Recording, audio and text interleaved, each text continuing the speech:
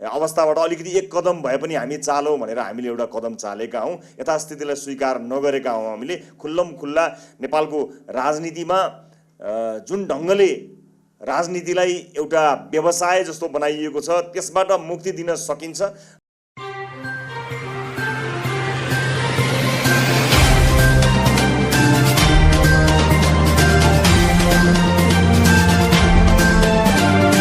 नमस्कार, अखबार दैनिक युट्युब च्यानलको खबर अपडेट खबर बुलेटिन सँगै यहाँलाई हार्दिक स्वागत छ। म किसान नेपाली। विभिन्न खबर बुलेटिन सँगै आज पनि उपस्थित भइसकेका छौं। यदि तपाईलाई हामी प्रति कुनै सल्लाह सुझाव एवं प्रतिक्रिया छन् भने तलको कमेन्ट बक्समा उल्लेख गर्न नभुल्नुहोला। यदि तपाईले अहिलेसम्म पनि हाम्रो च्यानल सब्स्क्राइब गर्नुभएको छैन भने सब्स्क्राइब गरिदिनु होला, सँगै रहेको बेल आइकन थिच्दिनु होला, जसले गर्दा तपाई समक्ष हाम्रा नयाँ अपडेटहरू सजिलै प्राप्त हुनेछन्। दर्शकबिन तपाईले हामीलाई कहाँदेखि हेर्दै अनि सुन्दै हुनुहुन्छ त्यो पनि उल्लेख गरिदिनु होला। आज पहिलो पटक हेर्दै हुनुहुन्छ भने फर्स्ट टाइम भनेर कमेन्ट गरिदिनु होला। रेगुलर रूपमा हामीलाई हेर्दै आउनु भएको छ भने पनि रेगुलर भनेर कमेन्ट गरिदिनु होला। हाम्रो यो सामग्री मन परेमा विभिन्न माध्यमबाट आफन्तजन इष्ट मित्रमा शेयर गरिदिनु होला र हाम्रो यो मेहनतको लागि लाइक बटन थिच्न नभुल्नु होला। आउनुहोस् खबर बुलेटिन सुरु गरौँ मुख्य खबरका शीर्षकबाट। एनआरएनएललाई नागरिकता दिँदै प्रधानमन्त्रीले भने मेरै पहल र संघर्षका कारण यो सम्भव भयो। मूल्य वृद्धि 8.19% पुग्यो। व्यवस्थाभित्रको अवस्था परिवर्तन गर्न निलो शान्त क्रान्ति सुरुवात गरेका छौं, रवि लामेछानेको भनाई। हामीले राज्यको चरित्र र जीवन पद्धतिको पुनर्संरचना गर्न सकेनौं, राष्ट्रपति पौडेल। एनआरएनए संघको हातेमालो नेपालको विकास र समृद्धिको लागि महत्वपूर्ण परराष्ट्र मन्त्री साउदको जिकिर। एमालेका कारण संविधान संशोधन असफल भयो, रक्षा मन्त्री खड्काकोट आरोप। एक महिनामा 25 अर्ब थपियो, विदेशी मुद्रा सञ्चित झण्डै 16 खर्ब पुग्यो। त्रिभुवन विमानस्थलबाट एकै दिन 114 अन्तर्राष्ट्रिय उडान अवतरण बन्यो कीर्तिमान। दोहोरो अङ्कले बढ्यो शेयर बजार कारोबार, रकम 1 अर्ब माथि। इजरायलबाट थप 19 नेपालीको उद्धार। शिक्षाका लागि विदेशी रकम 2 बरले बढ्यो। प्यालेस्टाइनमा हमला रोक्न माग गर्दै इजरायली दूतावास अगाडि प्रदर्शन। रौतहट प्रहरीद्वारा पसलमा छापा, कारागारको 114 बोरा चामल बरामद। 400 केबीको दोस्रो ठुलो इनोरुवा सब स्टेशन निर्माण सम्पन्न। दशैंको शुभकामना दिँदै झलनाथ खनालले औंलाए नेपालका 4 सङ्कट। गौरवर्षीय नेपालीलाई नागरिकता वितरण राष्ट्रघाती कार्यको सुरुवात, प्रभु शाहको आरोप। र विश्वकप छनौट प्रारम्भिक चरणको दोस्रो लेगमा आज नेपाल र लाओस खेल्दै। अब समाचार विस्तारमा। प्रधानमन्त्री पुष्पकमल दाहाल प्रचण्डले गौरव आवासीय नेपालीलाई नेपाली नागरिकता वितरण गरेका छन्। यस क्रममा प्रधानमन्त्रीले एनआरएनए अन्तर्राष्ट्रिय समन्वय परिषदका अध्यक्ष द्वय कुलाचार्य र बद्री केसीलाई नागरिकता प्रदान गर्दै नागरिकता वितरणको सुरुवात गरेका हुन्। नागरिकता वितरण सुरुवात गर्न आयोजित कार्यक्रममा बोल्दै प्रधानमन्त्री प्रचण्डले विगतमा एनआरएनएलाई एकताबद्ध गर्न, संवैधानिक र कानुनी अधिकार दिलाउन आफूले निकै ठूलो सङ्घर्ष, मेहनत र महत्त्वपूर्ण भूमिका निर्वाह गरेकै कारण नागरिकता दिन सफल भएको बताएका छन्। मंगलबार बालुवाटारमा गौरवासीय नेपालीहरूलाई नागरिकता हस्तान्तरण गर्दै प्रचण्डले उनीहरूलाई त्यो अधिकार दिलाउन आफ्नो महत्त्वपूर्ण भूमिका रहेको मात्र बताएनन्, उनले आफ्नै सङ्घर्ष र पहलकै कारण नागरिकता दिलाउन सफल भएको दावी गरे। एनआरएनए नेपालीको संवैधानिक अधिकारलाई कानुनी रूप दिन आफ्नो नेतृत्वमा सरकार बन्न साथ पहल थालेको उनले बताएका छन्। प्रधानमन्त्री दाहालले भने संविधानमा व्यवस्था भएपछि पनि कानुनी व्यवस्था गर्न हामीले फेरि अर्को सङ्घर्ष गर्नु पर्यो। निकै ठूलो सङ्घर्ष र मेहनतपछि हामीले सफलता हासिल गरेका छौं। 50औं लाख गौरव आवासीय नेपालीहरूले गौरव आवासीय नेपाली नागरिकता प्राप्त गर्ने प्रबन्ध गरिएको छ। यो निकै ठूलो उपलब्धि हो। मेरो नेतृत्वमा नयाँ सरकार बन्न साथ सरकारले सम्मानीय राष्ट्रपतिज्यूलाई नागरिकता विधेयक सदर गर्न आग्रह गर्यो। राष्ट्रपतिज्यूबाट सदर भएपछि उक्त विधेयक कानुनमा परिणत भएको छ, नियमावली बनेको छ। नेपाल राष्ट्र बैंकले चालू आर्थिक वर्ष 2080-81 को पहिलो 2 महिनाको तथ्याङ्कमा आधारित देशको वर्तमान आर्थिक तथा वित्तीय स्थिति सार्वजनिक गरेको छ। राष्ट्र बैंकले सार्वजनिक गरेको आर्थिक अवस्थाको स्थिति अनुसार गएको भदौ मसान्तसम्म वार्षिक बिन्दुगत आधारमा उपभोक्ता मूल्य सूचाङ्कनमा आधारित मुद्रास्फीति 8.19% पुगेको छ। सरकारले चालू आर्थिक वर्षमा मूल्य वृद्धि 6.5% को वाञ्छित सीमाभित्र राख्ने लक्ष्य राखेको छ। राष्ट्र बैंकको गएको भदौ मसान्तसम्मको तथ्याङ्क अनुसार मर मसालामा 45.46% सम्म मूल्य वृद्धि देखिएको छ। यस्तै चिनी तथा चिनी जन्य वस्तुमा 17.86%, तरकारीमा 14.51%, खाद्य तथा खाद्यान्न पदार्थमा 13.38% र दुग्ध पदार्थ तथा अण्डामा 12.60% मूल्य बढेको छ। यो अवधिमा घिउ तथा तेल उपसमूहको वार्षिक बिन्दुगत मूल्य सूचाङ्कन भने 13.08% ले घटेको छ। गौर खाद्य तथा सेवा समूह अन्तर्गत मनोरञ्जन तथा सांस्कृतिक उपसमूहको वार्षिक बिन्दुगत उपभोक्ता मूल्य सूचाङ्कन 15.55, विविध वस्तु तथा सेवाहरू 12.21%, शिक्षा क्षेत्रमा 9.10%, घरेयासी उपभोगका वस्तुमा 8.11% र फर्निसिङ तथा घरेयासी उपकरण 6.59%ले मूल्य वृद्धि भएको छ। भदौमा शान्तसम्म यातायात क्षेत्रको मुद्रास्फीति 0.18%ले घटेको छ। यो अवधिमा काठमाडौँ उपत्यकाको मुद्रास्फीति 9.83%, तराईको 7.03%, पहाडको 8.09% र हिमालको 11.32% रहेको छ।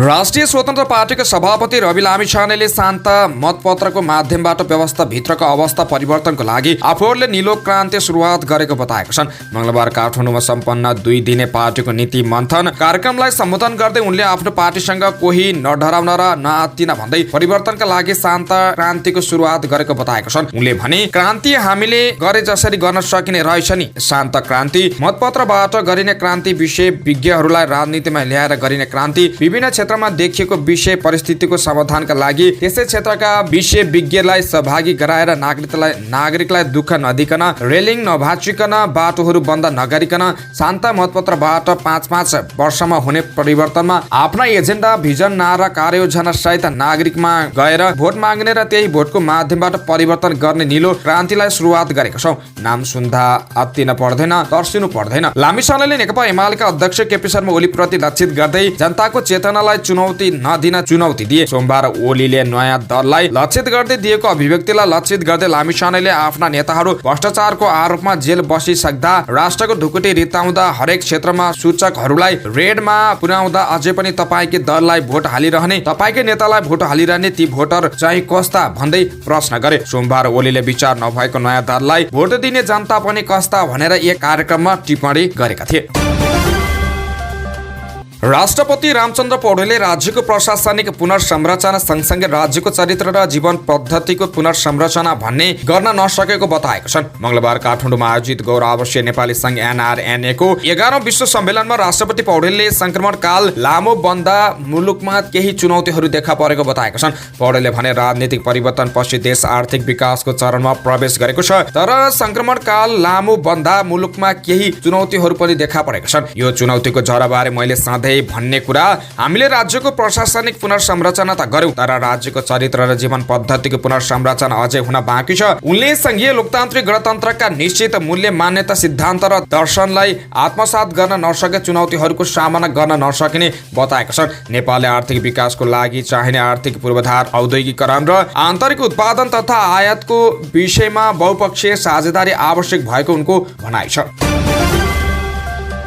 परराष्ट्र मन्त्री एनपी सावदले संविधान कार्यान्वयनको गतिले तीव्रता पाएसँगै विकास निर्माणमा पनि प्रगति हुन थालेको बताएका छन्। मंगलबार काठमाडौँमा आयोजित गौर आवासीय नेपाली संघ NRNA को 11औं विश्व सम्मेलनमा उनले विदेशमा आर्जन गरेको ज्ञान, सिप, पुँजी र उद्यमशीलता नेपालमा लिएर आउँदा नेपालको विकासमा थप ऊर्जा बन्ने अपेक्षा लिएको बताएका छन्। उनले भने, NRNA संघ नेपाली जनताले धेरै अपेक्षा गरेका छन्। उनले विदेशमा आर्जन गरेको ज्ञान, सिप, पुँजी र उद्यमशीलता नेपालमा लिएर आउँदा नेपालको विकासका थप ऊर्जा बन्ने अपेक्षा लिएको छ। NRNA संघको हातेमालो नेपालको विकास र समृद्धिको लागि महत्त्वपूर्ण हुनेछ। राजनीतिक परिवर्तनपछि संविधान कार्यान्वयनको गतिले तीव्रता पाएसँगै विकास निर्माण अघि बढेको उनको भनाइ छ। उनले आर्थिक विकास र समृद्धिको अन्तर्राष्ट्रिय प्रतिबद्धता पूरा गर्न स्रोत साधनको जोहो गर्दै उपलब्ध स्रोतको परिचालन गर्नुपर्ने अवस्था आएको बताएका छन्। उपप्रधान तथा रक्षा मन्त्री पूर्णबहादुर खड्काले संविधानको दोस्रो संशोधनको प्रक्रिया नेकपा एमालेका कारण रोकिएको बताएका छन्। मंगलबार काठमाडौँमा आयोजित नेपाली कांग्रेसको जनप्रतिनिधि अभिमुखीकरण कार्यक्रममा बोल्दै उनले एमालेकै कारण संविधान संशोधनको दोस्रो प्रस्ताव असफल भएपछि संशोधनको प्रक्रिया आज पनि थाँतिने रहेको बताएका छन्। उनले भने, संविधानको दोस्रो संशोधनको प्रक्रिया पनि शेरबहादुर देउवाको नेतृत्वमा हामीले संविधानको दोस्रो संशोधनको तयारी गरेर प्रतिनिधि सभामा प्रस्तुति लिएर गएका थियौं। त्यो प्रस्ताव अरू कसैको कारण होइन, एमालेकै कारण असफल भयो। त्यो असफल भएको संशोधनको प्रक्रिया आज पनि बाँकी छ। रक्षा मन्त्री खड्काले वर्तमान संविधान संघीय लोकतान्त्रिक गणतन्त्र प्रति पुनः विश्वास गर्ने दाहालको अगाडि कार्यान्वयनको चुनौतीका रूपमा रहेको औंलाएका छन्। संविधान जारी गर्दा आफूहरूले संविधान सभा मार्फत सिङ्गो नेपाली जनता र संसारका लोकतन्त्रवादीहरूलाई दिएको विश्वास पूरा गर्ने प्रक्रिया बाँकी नै रहेको उनको भनाइ छ। नेपालमा विदेशी मुद्राको सञ्चित झण्डै 16 खर्ब रुपियाँ हाराहारी पुगेको छ। नेपाल राष्ट्र ब्याङ्कले चालु आर्थिक वर्ष अब 2080-81 को पहिलो 2 महिनाको वर्तमान आर्थिक तथा वित्तीय स्थिति तथ्याङ्क सार्वजनिक गर्दै यस्तो जानकारी गराएको हो। साउनमा 15 खर्ब 73 अर्ब 12 करोड रुपियाँ रहेको विदेशी मुद्राको सञ्चित एक महिनामा झण्डै 25 अर्ब 78 करोड रुपियाँ थप भई भदौ मसान्तसम्म 15 खर्ब 98 अर्ब 90 करोड रुपियाँ पुगेको छ। यो सञ्चित आर्थिक वर्ष 2079-80 को अन्तिम महिना असारको तुलनामा 3.9% धेरै हो। अमेरिकी डलरमा भएको मसान्त भन्दा 12 अर्ब 9 करोड विदेशी मुद्रा सञ्चित रहेको देखिएको छ। यो असारको तुलनामा 2.6% धेरै हो। अहिलेको विदेशी मुद्राको सञ्चितले 12.6 महिनाको वस्तु आयात गर्न पर्याप्त हुन्छ। 10.3 महिनाको वस्तु तथा सेवा आयात यो सञ्चित पर्याप्त रहेको राष्ट्र ब्याङ्कले जनाएको छ। 2080 भदौ मसान्तसम्म विदेशी विनिमय सञ्चितको कुल ग्राहस्थ उत्पादन, कुल आयात र विस्तृत मुद्रा प्रदायकसँग अनुपात 29.7%, 86% र 26.2% रहेको देखिएको छ। 2080 असार मसान्तसम्म यी अनुपात क्रमशः 28.6%, 83% र 25.1% रहेको राष्ट्र ब्याङ्कले जनाएको छ। नेपालको सबैभन्दा ठूलो पुरानो अन्तर्राष्ट्रिय विमानस्थल त्रिभुवन अन्तर्राष्ट्रिय विमानस्थलमा सोमबार कीर्तिमानी कायम भएको छ। यो विमानस्थलबाट सोमबार एकै दिनमा अन्तर्राष्ट्रिय तर्फ कुल 114 उडान अवतरण भएका छन्। यो एक दिनमा अहिलेसम्मकै धेरै उडान अवतरण रहेको त्रिभुवन विमानस्थल कार्यालयले जनाएको छ। एक दिनमा यो विमानस्थलले 16,509 जना यात्रु व्यवस्थापन गरेको छ। अहिले नेपालमा चाडबाडको सिजन चलेको छ, साथमा पर्यटकीय मौसम समेत सुरु भएको छ। सोही कारण वायु सेवा कम्पनीहरूले उच्च चापमा उडान गरिरहेका छन्। आन्तरिक तर्फ समेत वायु सेवा कम्पनीहरूले अहिले एकतर्फी झण्डै 100% अकुपेन्सीमा उडान गरिरहेका छन्। साताको तेस्रो कारोबार दिन मंगलबार शेयर बजार दोहोरो अङ्कले बढेको छ। 13.18 अङ्कले बढेको बजार 1864.62 बिन्दुमा पुगेर रोकिएको छ। यो 0.71% को वृद्धि हो। मंगलबार व्यापार, निर्जीवन बीमा, होटल तथा पर्यटन उपसूचकको मूल्य घट्दा अन्य सबै उपसूचकको मूल्य बढेको छ। यसमध्ये सबैभन्दा धेरै फाइनान्स उपसूचकको 1.30% ले शेयर मूल्य बढेको छ। मंगलबार कुल 289 धितोपत्रको 45,456 कारोबारबाट 38,13,233 किता शेयर किनबेच भएको छ। यस दिन 1 अर्ब 84 लाख रुपैयाँको कारोबार भएको छ। मंगलबार एनआइबिएल प्रगति फन्डका लगानीकर्ताले सबैभन्दा धेरै 7.35% ले कमाएको छन्। साथै श्वेत Ganga hydro power, Siddhartha equity fund, mega mutual fund, Mithila लघुवित्त वित्तीय संस्था सहितका धितोपत्रको शेयर मूल्य समेत धेरैले बढेको छ। मंगलबार हाइवे इन्भेस्टमेन्टका लगानीकर्ताले सबैभन्दा धेरै 8.53% ले गुमाएका छन्।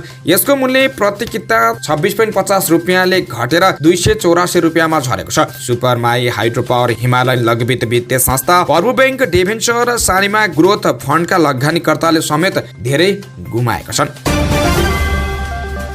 इजरायलमा विद्रोही हमास समूहले आक्रमण गरेपछि स्वदेश फर्कनका लागि अनलाइन आवेदन दिएका 19 जनालाई सरकारले उद्धार गरेको छ। सरकारले भारतीय विमानस्थल मार्फत इजरायलमा रहेको 19 जना नेपालीको उद्धार गरेको हो। यसअघि नेपाल सरकारले काठमाडौँबाट नेपाल एयरलाइन्सको जहाज पठाएर 254 नेपालीलाई स्वदेश ल्याएको थियो। परराष्ट्र मन्त्री एनपी साउदले मंगलबार इजरायलको तेल अभिवबाट भारतको उद्धार विमान मार्फत थप 19 जना नेपाली उद्धार गरेको जानकारी दिए। 19 जना नेपाली नागरिक तेल अभिवबाट इन्डियन रेस्क्यू फ्लाइटबाट उड्दै हुनुहुन्छ। उनले भने मन्त्रालयले स्थानीय समय अनुसार तेल अभिवबाट बिहान 9 बजे स्पाइस जेट मार्फत 19 नेपाली नागरिक आउने जनाएको छ।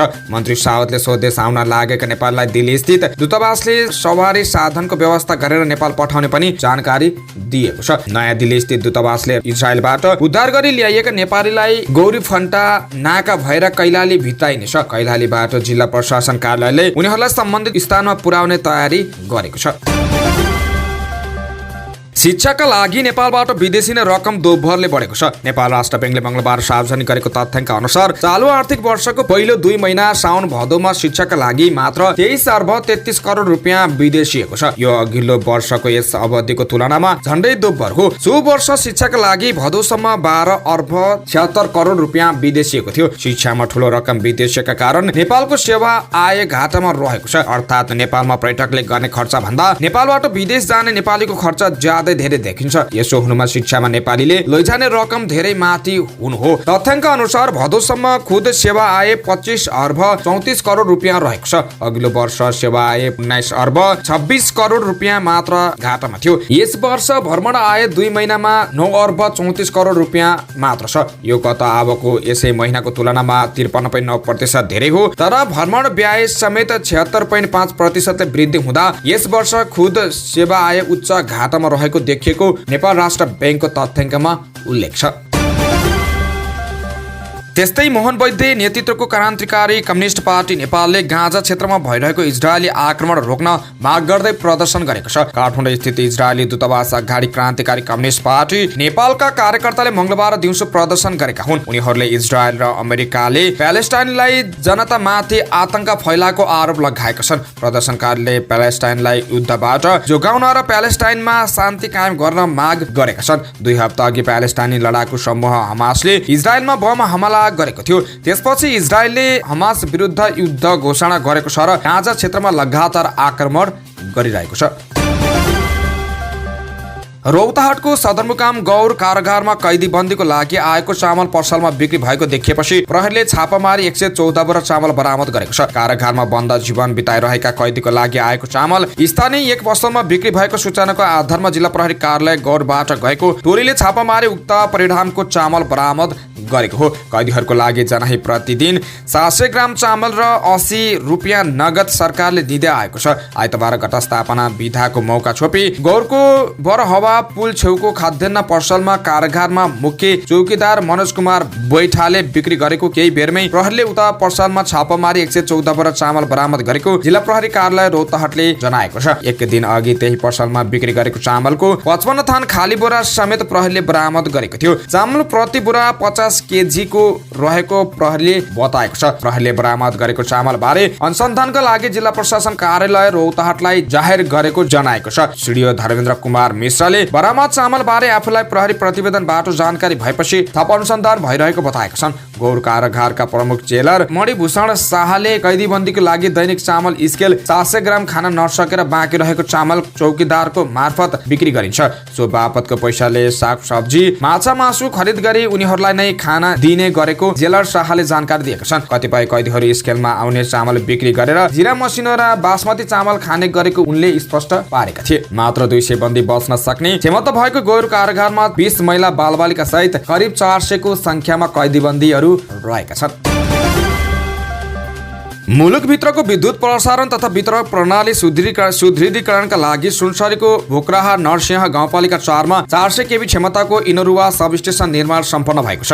ग्यास इन्सुलेसन प्रणाली GIMS मा आधारित स्वचालित नेपालको दोस्रो ठूलो 400 केबी सबस्टेसनको निर्माण सम्पन्न गरी सोमबार चार्ज गरिएको छ। मुलुकभित्र पूर्व पश्चिम विद्युत आपूर्ति र भारतसँगको विद्युत व्यापारका लागि GIM प्रविधियुक्त स्वचालित ढल्कबेर मुलुककै पहिलो र इनरुवा दोस्रो ठूलो सबस्टेसन हो। इनरुवामै 220 132 33 केबी को अर्को सबस्टेसन सञ्चालनमा आइरहेको छ। हेटौडा ढल्केबर इनरुवा 400 केबी सबस्टेसन विस्तार आयोजना अन्तर्गत निर्माण गरिएको 400 र 220 केबी इनरुवा सबस्टेसनमा 315 MVA क्षमताका 3 थान पावर ट्रान्सफर्मरहरू रहेका छन्, जसको क्षमता 945 MVA छ। इनरुवा ढल्केबर 400 केबी प्रसारण लाइन निर्माण सम्पन्न भएपछि इनरुवा सबस्टेसनबाट करिब 4000 मेगावाट विद्युत आदान प्रदान गर्न सक्नेछ। इनरुवा ढल्केबर प्रसारण लाइनको अहिले तार तान्ने काम भइरहेको छ। नेपाल विद्युत प्राधिकरणका कार्यकारी निर्देशक कुलमान घिसिङले कोशी प्रदेशका विभिन्न जिल्लाहरूमा पर्ने जलविद्युत आयोजनाबाट उत्पादित विद्युत प्रसारण गर्न,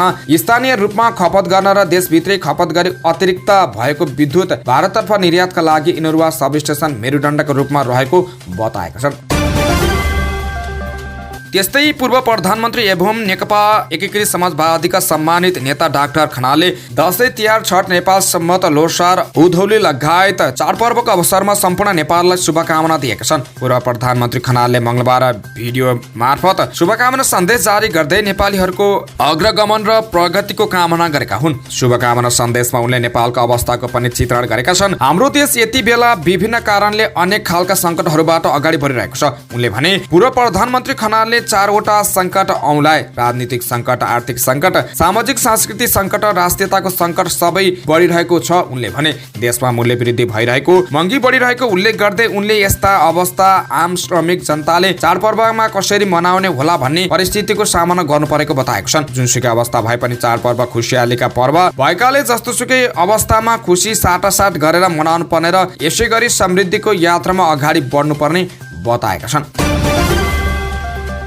आम जनता पार्टीका अध्यक्ष प्रभु शाहले गौरवावशीय नागरिकता वितरणलाई राष्ट्रघाती कार्यको सुरुवात भनेका छन्। सरकारले मंगलबारबाट गौरवावशीय नेपालीलाई नागरिकता प्रदान गर्न थालेको छ। प्रधानमन्त्री पुष्पकमल दाहाल प्रचण्डले नै बालुवाटारमा कार्यक्रम आयोजना गरी गौरवावशीय नागरिकता प्रदान गरेका छन्। तर सरकारको यो कदम देशको पक्षमा नरहेको भन्दै आम जनता पार्टीका शाहले विरोध गरेका हुन्। गौरवावशीय नागरिकता वितरण राष्ट्रघाती कार्यको सुरुवात हो। विदेशी नागरिकलाई नेपाली नागरिकता दिने कार्य खुलेआम राष्ट्रघाती कार्य हो, शाहले सामाजिक सञ्जालमा लेखेका छन्। उनका अनुसार गौरवावशीय नागरिकता वितरणले विदेशी नागरिकता लिएका नेपालीहरूको नेपालमा रोकिएको अचल सम्पत्ति बेचबिखन गर्न विदेश लैजानको लागि बाटो खुल्नेछ। खरबौं खर्बको चल सम्पत्ति अवैध ढंगले विदेश पुर्याइसकेका तिनीहरूले अब आफ्नो अचल सम्पत्ति पनि खुलेआम विदेश लान पाउनेछन्। शाह अगाडि लेख्छन्, नेपालमा लुटेर राखेका सम्पत्ति समेत विदेश लैजानलाई अब कानुनी समस्या हुने छैन। गौरवावशीय नागरिकता वितरणले नेपाललाई खोक्रो बनाउने उनको भनाइ छ। उनी लेख्छन्, दुनियाँमा कहीँ नभएको दोहोरो नागरिकताको प्रावधानले नेपाल छिटै खोक्रो हुने पक्का छ। विदेशी लगानी नेपाल ल्याउन गौरवावशीय नागरिकताको प्रावधान ल्याएको भन्ने हल्ला मात्रै भएको उनको भनाइ छ। शाहले लेखेका छन्, विदेशी लगानी नेपालमा ल्याउन यो दोहोरो नागरिकताको प्रावधान ल्याएको भन्ने हल्ला मचाएर आज ठूलो राष्ट्रघाती कार्य हुँदैछ। यस अपराध जन्य कार्यको विरुद्ध एक भएर प्रतिबद्ध गरौं। राष्ट्रघाती कार्य मुर्दाबाद, प्रतिक्रान्तिकारीहरू होशियार। समाचारको क्रममा मौसम खबर। पश्चिमी वायुको प्रभावका कारण मौसम आंशिकदेखि सामान्य बदली भएको छ। आज पनि केही ठाउँमा वर्षाको सम्भावना रहेको मौसमविदले बताएका छन्। मौसमविद राजु प्रधाङ्गका अनुसार पश्चिमी क्षेत्रमा धेरै ठाउँमा आज पनि पानी पर्नेछ। पश्चिमी क्षेत्रमा हिजो र अस्ति रातिको असिना पानीले बाली नालीमा नोक्सानी पुर्याएको छ। यस्तै मध्य र पूर्वी पहाडी क्षेत्रका केही ठाउँमा पनि वर्षाको सम्भावना रहेको उहाँले बताउनुभयो। काठमाडौँ उपत्यकामा पनि आज पानी पर्ने मौसमविद प्रधाङ्गले बताउनुभयो। गए राति पनि उपत्यकामा पानी परेको थियो। पश्चिमी न्यून चापीय प्रणाली कमजोरी बनेकाले भोलिदेखि मौसम खुल्दै जाने मौसमविदले बताएका छन्। समाचारको क्रममा खेल खबर। नेपालले विश्वकप छनौट प्रारम्भिक चरणको दोस्रो लेगमा आज लाओससँग खेल्दैछ। लाओसको राष्ट्रिय रङ्गशालामा नेपाली समय अनुसार बेलुका 5:45 बजेबाट खेल भइरहेको छ। काठमाडौँको दशरथ रङ्गशालामा भएको पहिलो लेगको खेलमा 1-1 गोलको बराबरी भएको थियो। आजको खेल जित्ने टोलीले समूह एचमा रहेका बहराइन र युए तथा यमन र श्रीलङ्का बीचको विजेतासँग दोस्रो चरणको छनौट होम एन्ड अवेका आधारमा खेल्नेछ। नेपाली टिमका मुख्य प्रशिक्षक भिन्सेन्जो अल्बर्टो एनिसले लाओस विरुद्ध आक्रामक फुटबल खेल्ने बताएका छन्। नेपाल अहिलेसम्म लाओससँग पराजित भएको छैन। यसपल्ट छनौटको प्लेअफ नियम अनुसार अवै गोलको फाइदा लागू हुने छैन। दुई लेगको निर्धारित समयको खेल बराबरीमा रहे। सुरुवात 30 मिनेटको अतिरिक्त समयको खेल हुनेछ। त्यसमा पनि बराबरी स्थिति रहे खेल ट्राइब्रेकरमा जानेछ।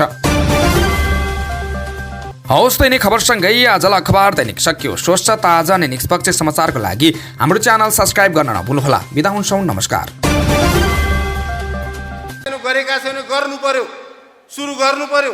त्यसले निर्वाचित जनप्रतिनिधि र पार्टीको अन्तर सम्बन्धलाई आत्मीय बनाउँछ, त्यो सम्बन्धलाई जोड्छ, त्यो सम्बन्धलाई एक ठाउँमा लिएर आउँछ, भएको अविश्वास हटाउँछ, आशंका हटाउँछ र निर्वाचित र उम्मेदवारको प्रतिस्पर्धीमा रहेका साथीहरू सिङ्गो पार्टी पङ्क्तिले आफू नै निर्वाचित भएको सरह महसुस गरेर उदार हृदयले, खुला हृदयले सिङ्गो निर्वाचित जनप्रतिनिधिलाई बोकेर आम मतदाताको बिचमा भएका कामहरूलाई फेरि तौरा लिएर अभियान चलाउने एउटा उत्साह हुन्छ, एउटा जाँगर हुन्छ, एउटा एकताको भाव अगाडि बढ्छ।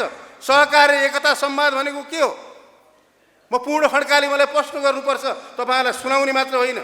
मैले रूपान्तरणको कुरा, सुधारका कुरा, अभियानको कुरा, जे गर्छु, जीवनशैलीका कुरा जे गर्छु, आम जनताको बिचमा, आम पङ्क्तिका बिचमा हामी निर्वाचितहरूले सबैभन्दा बढी होस पुर्याएर, सबैभन्दा बढी संयम भएर अहङ्कार, घमण्ड र हाम्रा रागहरू, पारिवारिक स्वार्थ, व्यक्तिगत स्वार्थलाई पैतालामा कुल्चिएर हामी अगाडि बढ्न सकेको छैनौँ।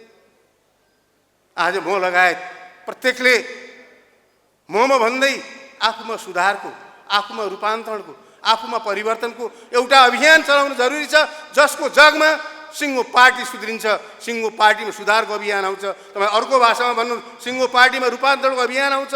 आम जनतामा, आम मतदातामा भएका निराशाहरूलाई आशामा परिवर्तन गर्ने एउटा वातावरणको निर्माण हुन्छ। त्यो कसको हातमा छ? मेरो हातमा छ। तपाईँको प्रत्येक ममा भन्ने प्रत्येक जिम्मेवार व्यक्ति र नेतृत्वको हातमा छ। हामी कहाँ कहाँ चुकेका छौँ, चुकेको कुराबाट हामी उठ्नु जरुरी छ। कमजोरीहरूलाई स्वीकार्न जरुरी छ, गल्तीहरूलाई स्वीकार जरुरी छ। गल्ती नदोहोऱ्याउने, कमजोरी नदोहोऱ्याउने एउटा नयाँ सङ्कल्प खोजेको छ आम नेपाली जनताले, नेपाली काङ्ग्रेसबाट, आम मतदाताबाट। आज नेपाली काङ्ग्रेसलाई अगाडि राजनीतिक चुनौती छ भने, राजनीतिक चुनौतीको सामना गर्नु छ भने हामीले एउटा बिर्सन नहुने विषय छ, जसलाई हामी बिर्सँदै गएका छौँ। हामीले 70 वर्षको सङ्घर्षको आधारमा जननायक बिपी कोइरालाले घोषणा गरेको आम नेपाली जनताको मतबाट बनेको संविधान सभाले निर्माण गरेको संविधानबाट मुलुकको शासन चल्नेछ, मुलुकको राज्य चल्नेछ। मुलुकका जनता आफ्ना मतदाता मार्फत, आफूले मत खालेको मान्छे मार्फत मुलुकको शासनको प्रत्येक तहको मालिक हुनेछन् भनेर घोषणा गरेर गरिएको 70 वर्षको सङ्घर्षबाट बनेको संविधान सभा मार्फत हामीले बिर्सन नहुने कुरा के छ भने नेपाली काङ्ग्रेसका तत्कालीन सभापति, तत्कालीन प्रधानमन्त्री आदरणीय सुशील कोइरालाको नेतृत्वमा हामीले सङ्घीय लोकतान्त्रिक गणतन्त्रको संविधान बनायौँ। त्यो संविधान निर्माणको बेलामा दुईटा संविधान सभामा हामीले कति प्रतिकूलताहरू बेहोर्नु पर्यो, कति दलहरूलाई एकताबद्ध लिएर हिँड्नुको लागि काङ्ग्रेसले नेतृत्व गर्नु पर्यो, काङ्ग्रेसका विभिन्न तहका नेताहरूले हामीले कति परिश्रम गर्नु पर्यो, कति हामीले काम गर्नु पर्यो। ती कुराहरूलाई हामीले सम्झन जरुरी छ। हामीले ल्याएको संविधान सम्झौताको दस्तावेज हो भन्ने कुरा म लगायत कसैले भुल्न नहुने कुरा छ। त्यहाँ सबै नेपाली काङ्ग्रेसको विचार सिद्धान्त विश्वास सबै त्यहाँ छैन। कम्युनिस्ट पार्टीहरूको विचार सिद्धान्त सबै त्यहाँ छैन। अन्य पार्टीहरूको विचार सिद्धान्त सबै त्यहाँ छैन। सबैको समझदारी र सबैको सम्झौताको साझा दस्तावेजको रूपमा हामीले हाम्रो पार्टीका तत्कालीन सभापतिको नेतृत्वमा संविधान जारी गर्यौँ। सङ्घीय लोकतान्त्रिक गणतन्त्रको संविधान जारी गर्यौँ, जुन संविधानमा संसारमा प्रचलित विभिन्न निर्वाचन प्रणालीमध्ये सबैभन्दा बढी समावेशी, सबैभन्दा बढी सबै जनताको, सबै जनसङ्ख्याको, सबै भूगोलको प्रतित्व हुने गरी, सहभागिता हुने गरी 3 तहको सरकारको संरचनाको निर्माण गर्यौँ। त्यसमार्फत हामीले दोस्रो निर्वाचन मार्फत ती दुवै निर्वाचन पनि नेपाली काङ्ग्रेसकै नेतृत्वमा, नेपाली काङ्ग्रेसका आदरणीय सभापति शेरबहादुर देउवाको नेतृत्वमा हामीले ती निर्वाचनलाई सम्पन्न गरेर 2टा निर्वाचन मार्फत संविधान कार्यान्वयनको बाटोलाई हामीले अगाडि बढायौँ। हामीले संविधान जारी गर्दा मधेसमा आन्दोलन चलिरहेको थियो। दलित समुदाय हाम्रा माग पुरा भएको छैन भन्ने नारा लगाइरहेको अवस्था थियो। आदिवासी जनजाति हाम्रा माग पुरा भएको छैन भन्ने, महिलाहरूले हाम्रो प्रतित्वको सवाल बाँकी छ भन्ने कुरा थियो। विभिन्न धर्म, जात, जाति, भूगोल क्षेत्रले हाम्रो प्रतित्व भएन। थारू, मुस्लिम लगायत, मधेस लगायत सबैले हाम्रा मागहरू चाहिँ बाँकी छन् भने कतिपय ठाउँमा आन्दोलन चलिरहेको अवस्था थियो। त्यस्तो बेलामा हामीले 90% संविधान सभाका सदस्यहरूलाई सहमत गराएर त्यो संविधान जारी गर्ने मुद्दाहरूमा सहमति भएका दलहरूको तर्फबाट शीर्ष नेताहरूको बैठक बसेर, जुन बैठकमा आफू पनि म पनि सहभागी हुने सौभाग्यशाली काङ्ग्रेसको एउटा व्यक्ति, एउटा कार्यकर्ताको नाताले हकका साथ, दावाका साथ भन्दैछु तपाईँहरूको अगाडि कुराहरू, एउटा सहमति गरी भइरहेका आन्दोलनहरू, भइरहेका असन्तुष्टिहरू त्यसलाई सम्बोधन गरेर संविधान जारी गर्नुपर्छ भन्ने कुरा सहमति भयो। सबै संविधान जारी गर्न तयार भएका सहमति भएका दलहरूको तर्फबाट हाम्रा तत्कालीन सभापति, तत्कालीन प्रधानमन्त्री आदरणीय सुशील कोइरालाले संविधान सभाको रोस्टरमा गएर बोल्नुभयो। हाम्रो 70 वर्षको सङ्घर्षको परिणाम स्वरूप हामीले संविधान आज जारी गर्दैछौँ। आज संविधान जारी गर्न सकेनौँ भने फेरि संविधान सभाबाट संविधान जारी गर्ने परिस्थिति निर्माण गर्न सकिन्छ कि सकिन्न भन्ने कुराको प्रश्न गर्दै आज हामीले संविधान अनिवार्य जारी गर्नु छ। 70 वर्षको हाम्रो सङ्कल्प, हजारौँको बलिदान संविधान सभाबाट संविधान जारी गर्नु छ। तर कतिपय मुद्दाहरू, कतिपय ठाउँमा आन्दोलनहरू, मधेसमा विभिन्न ठाउँमा विभिन्न जाति, जनजाति, दलित, महिला, आदिवासी, मुस्लिम, थारू लगायत पिछडिएको क्षेत्र लगायत ठाउँबाट केही मागहरू बाँकी छन् भन्ने आवाज आइरहेका छन्। उहाँले भन्नुभयो संविधान सभाको रोस्टमबाट हामी यो संविधान आज जारी गर्नेछौँ र समयक्रममा संविधान संशोधनको प्रक्रिया मार्फत संविधानलाई समृद्ध गर्दै ती बाँकी भएका माग र मुद्दाहरूलाई हामी सम्बोधन गर्दै जानेछौँ। त्यही विश्वासमा आज संविधान सभाका प्रत्येक सदस्यहरूलाई मतदान गर्नुहोस्।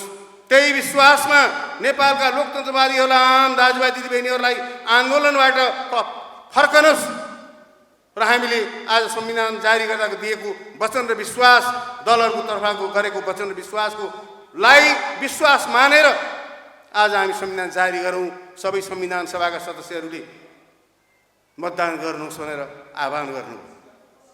त्यो आह्वान अनुरूप हामीले हाम्रो नेतृत्वमा पहिलो संविधानको पहिलो संशोधन पनि पारित गर्यौँ। संविधान जारी गर्दाखेरि गरेको कबुल अनुसार म तपाईँहरूको ध्यान आकर्षण गराउन चाहन्छु। दोस्रो संविधान संशोधनको प्रक्रिया पनि हाम्रै सभापति, अहिलेका सभापति, तत्कालीन प्रधानमन्त्री सम्माननीय शेरबहादुर देउवाको नेतृत्वमा हामीले संविधानको दोस्रो संशोधनको तयारी गरेर प्रतिनिधि सभामा दोस्रो संविधान संशोधनको प्रस्ताव लिएर गयौँ। त्यो प्रस्तावहरू कसैको कारणले होइन, नेकपा एमालेको कारणले त्यो संविधान संशोधनको दोस्रो प्रस्ताव असफल भयो। त्यो असफल भएको संशोधनको प्रक्रिया आज पनि बाँकी छ। त्यसैले नेपाली काङ्ग्रेसको अगाडि, नेपालको अहिलेको राजनीतिको अगाडि वर्तमान संविधान, सङ्घीय लोकतान्त्रिक गणतन्त्रप्रति पूर्ण विश्वास गर्ने दलहरूको अगाडि एउटा राजनीतिक चुनौती छ संविधान कार्यान्वयन। संविधान जारी गर्दा हामीले संविधान सभाका अगाडि संविधान सभा मार्फत सिङ्गो नेपाली जनता र संसारका लोकतन्त्रवादीहरूलाई दिएको विश्वास र वचन पुरा गर्ने प्रक्रिया बाँकी छ। संविधानलाई संशोधन मार्फत समृद्ध गर्दै लिएर जान गर्ने बाँकी छ। त्यो चुनौतीको रूपमा अगाडि रहेको छ। सँगसँगै यो संविधानबाट अलग रहेर राजनीति गरिरहेका दलहरूलाई हामीले यो संविधानको तहत यसलाई समृद्ध गर्ने अभियान अन्तर्गत यो संविधानमा नहटाएका राजनीतिक दलहरूलाई पनि हामीले संविधानको मातहत ल्याएर सिङ्गो मुलुकलाई यो संविधानसँग जोड्न हाम्रो कर्तव्य बाँकी छ। नेपाली काङ्ग्रेसको अगाडि त्यो अवसर छ, त्यो चुनौती छ। त्यसलाई नेतृत्व गर्नुपर्ने नेपाली काङ्ग्रेसको अगाडि एउटा अवसर आएको छ र चुनौती पनि छ। यसलाई सम्पन्न गर्ने सन्दर्भमा हामीले हाम्रो पार्टीलाई व्यवस्थित गर्न जरुरी छ। हाम्रो पार्टीलाई हामीले विधानहरूमा अझ क्रियाशील गराउनु जरुरी छ। हाम्रा आपसका मतभेदहरूलाई, हाम्रा असहमतिहरूलाई, व्यक्ति बिचका असहमतिहरूलाई, पार्टी सञ्चालनका सन्दर्भमा भएका असहमतिलाई, पार्टीको निर्णय प्रक्रियामा भएका असहमतिलाई हामीले यस्तै कोठाभित्र बसेर, यस्तै छलफलभित्र बसेर, पार्टीका बैठकहरूमा बसेर आपसमा सहकार्य संवाद गर्दै, छलफल गर्दै, माझिँदै पार्टीलाई अझ एकताबद्ध गरेर, पार्टीलाई अझ भरासिलो र विश्वासिलो बनाएर अहिले उठेका प्रश्नहरूको, चाहे नयाँ युवाहरूमा हाम्रा बारेमा उठेका प्रश्न हुन्, चाहे मुद्दाका बारेमा हाम्रा बारेमा उठेका प्रश्नहरू हुन्, चाहे संविधानको कार्यान्वयनको सन्दर्भमा लिएर उठेका प्रश्न हुन्, चाहे सरकारले निर्वाह गर्नुपर्ने सुशासन, भ्रष्टाचार नियन्त्रण लगायतका जनतालाई दिनुपर्ने डेलिभरीसँग जोडिएका विभिन्न मुद्दाहरूमा उठेका प्रश्नहरू हुन्, ती सबै प्रश्नहरूको जवाबको नेतृत्व, त्यो सबै प्रश्नहरूको सम्बोधनको नेतृत्व सबै राजनीतिक दलहरूलाई, विगतमा हाम्रा अग्रजहरूले, विगतमा हाम्रा महापुरुषहरूले गरेका ठुला ठुला परिवर्तनको बेलामा सबै दलहरूलाई एक ठाउँमा ल्याएर सबैको विश्वाससित नेतृत्व गरेको जस्तै अहिलेको सङ्घीय लोकतान्त्रिक गणतन्त्रको संविधानलाई विभिन्न बहानामा, विभिन्न कारणले हामीले गरेका कतिपय कामबाट, कतिपय निर्णयबाट तिनै कुरालाई बोकेर मुद्दा बनाएर संविधानलाई हल्लाउने कोसिस भइरहेको छ, संविधानलाई चलाउने कोसिस भइरहेछ। सङ्घीय लोकतान्त्रिक गणतन्त्रको संविधान मार्फत आम नेपाली जनताले महिलाले पाएका अधिकारहरू, दलितले पाएका, जनजातिले, आदिवासीले, मुस्लिमले, मधेसले, थारूले, बाहुन, क्षेत्री, पहाड क्षेत्र, भूगोल सबैले पाएका अधिकारहरू, मौलिक हकहरू जुन हाम्रो संविधानले व्यवस्था गरेका छ, संसारका बहुत कम संविधानमा नेपालको संविधानले व्यवस्था गरेका अधिकारहरू आम नागरिकले प्राप्त गरेको अवस्था छ। ती कुराहरूलाई जोगाउनु छ, ती कुराहरूलाई कार्यान्वयन गर्नु छ, व्यवहारमा कार्यान्वयन गर्नु छ। निर्वाचन माध्यम हामीले कार्यान्वयन गरिराखेका छौँ, तर हामी सङ्घीय कानुनहरू बनाउने कुरामा चुकेका छौँ।